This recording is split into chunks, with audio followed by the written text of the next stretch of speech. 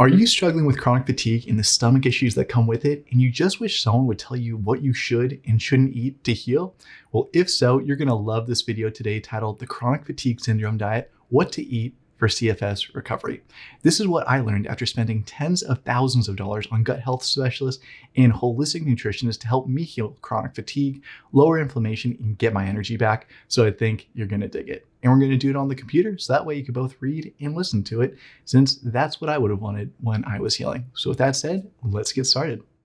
All right, the chronic fatigue syndrome diet, what to eat for CFS. So by the end of this video, you're going to know exactly what to eat, what to avoid, and how to simplify your nutrition so that it fits seamlessly into your lifestyle.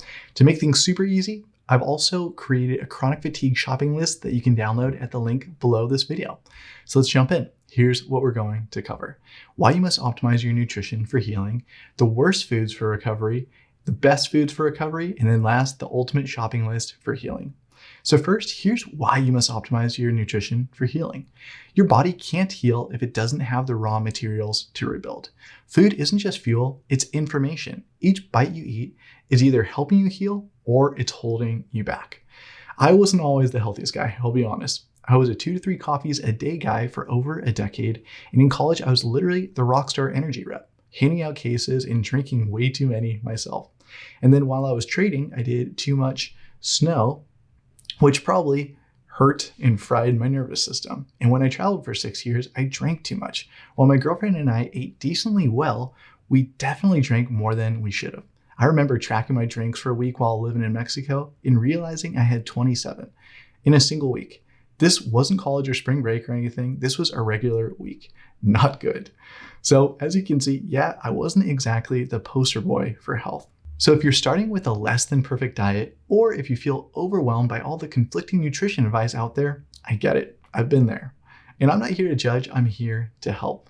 And after investing tens of thousands into holistic nutritionists and experimenting firsthand, I discovered what actually works to reduce inflammation, restore your gut, and regain energy without fad diets, without extremes, and without guilt. So this is all about cutting through the noise and giving you simple, sustainable strategies to eat in a way that supports your recovery and your life. Now let's talk about the worst foods for recovery so that you know what foods to avoid.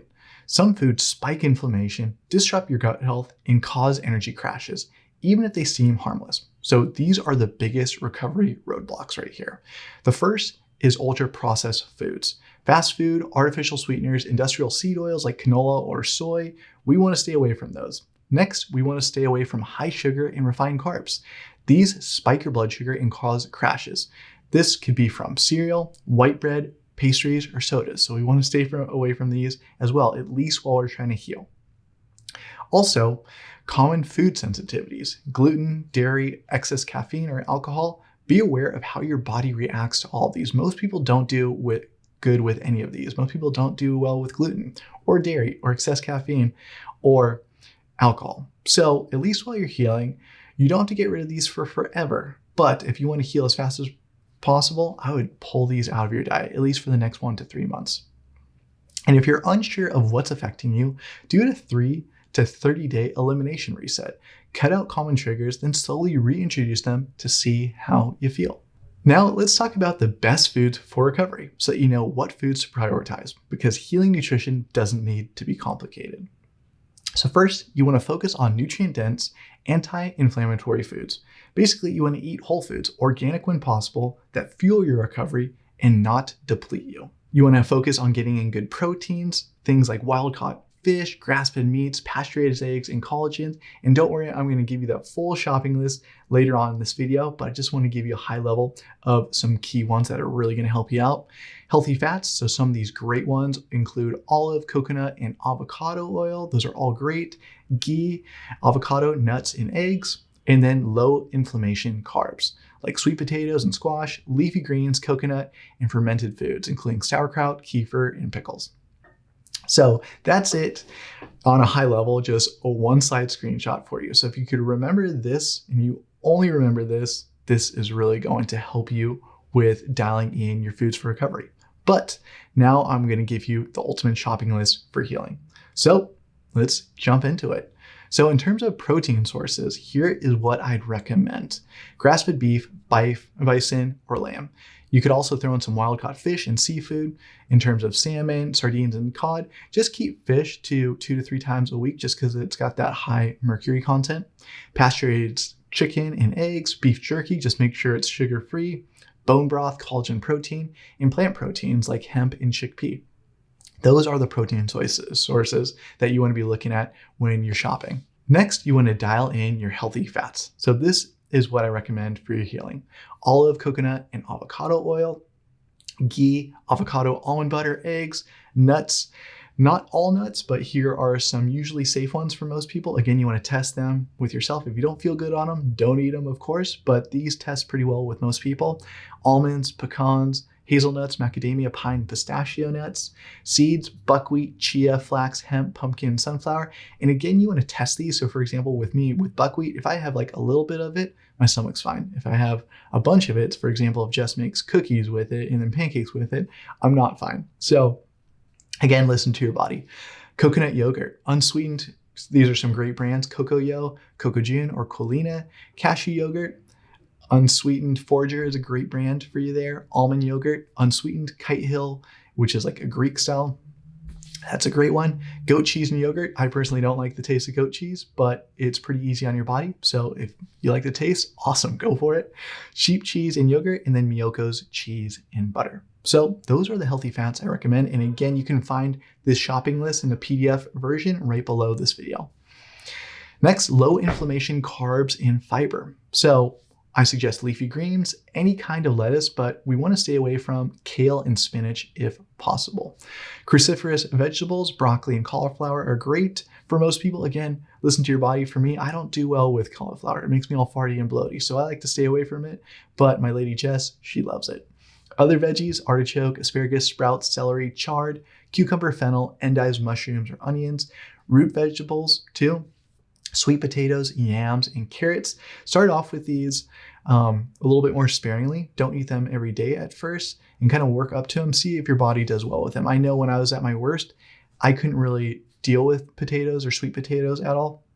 But then as my body gets stronger and I healed, now I can have sweet potatoes every single day, like twice a day. It's awesome. Squash and zucchini, any kind. Algae, chlorella, spirulina, seaweed, and sea moss, all good things. And then low sugar fruits like coconut, blackberry, blueberry, raspberry, lemon, lime, orange, dates, and figs. So these are the fruits I recommend. These are the carbs I recommend. Next, you want to add in gut healing superfoods. So fermented foods, you got to get some of these. They are awesome. They're going to help your tummy.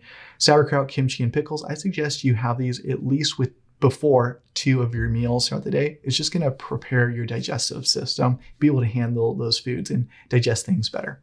Then bone broth is also gut healing.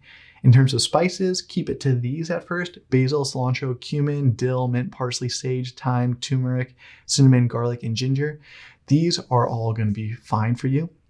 And then condiments, again, keep it kind of simple at first. Think of it as like a no-frills Mediterranean diet.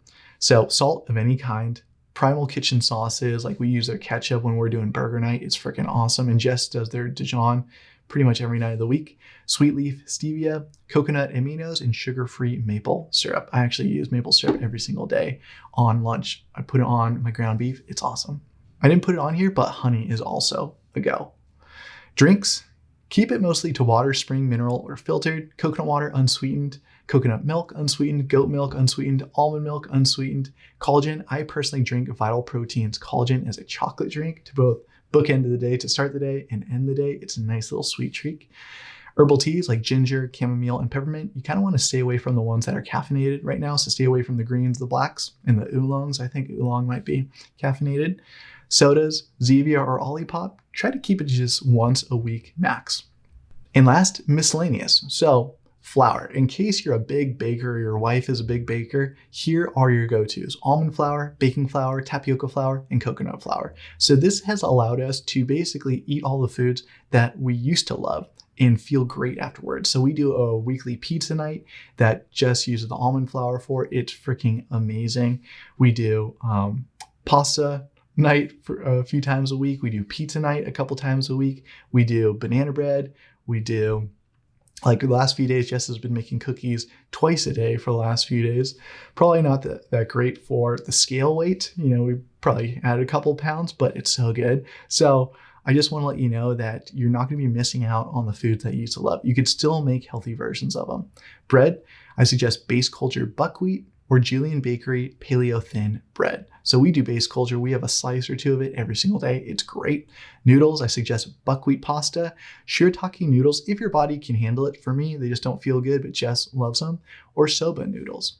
In terms of chips and tortillas, if you love Mexican food, I hear you. Siete has a great line of chips that they make. And then Mikey's grain is also great. In terms of cereal, if you still want some cereal, Lovebird cereal is great. The issue is it's kind of expensive, but it tastes freaking great. Think of it as like a treat. Or Pro granola. Pancakes, you can use Birch Bender's Paleo Pancake Mix, or you can just do flour, a banana, or a couple bananas and eggs. And that's what I have a few nights a week. It's freaking awesome. Herbal teas, ginger, chamomile, and peppermint. And then dark chocolate, Lily's dark chocolate with stevia. So here's what not to buy. Processed snacks and fast food, most dairy or beans, sugary drinks, and artificial sweeteners, and industrial seed oils like canola oil or soybean. So let's do a recap and talk your next steps. Now you know the chronic fatigue syndrome diet, what to eat for CFS recovery. You know why you must optimize your nutrition for healing, the worst foods for recovery, and the best foods for recovery. Now, imagine if you actually applied this and started eating like this every single day to speed up your chronic fatigue recovery.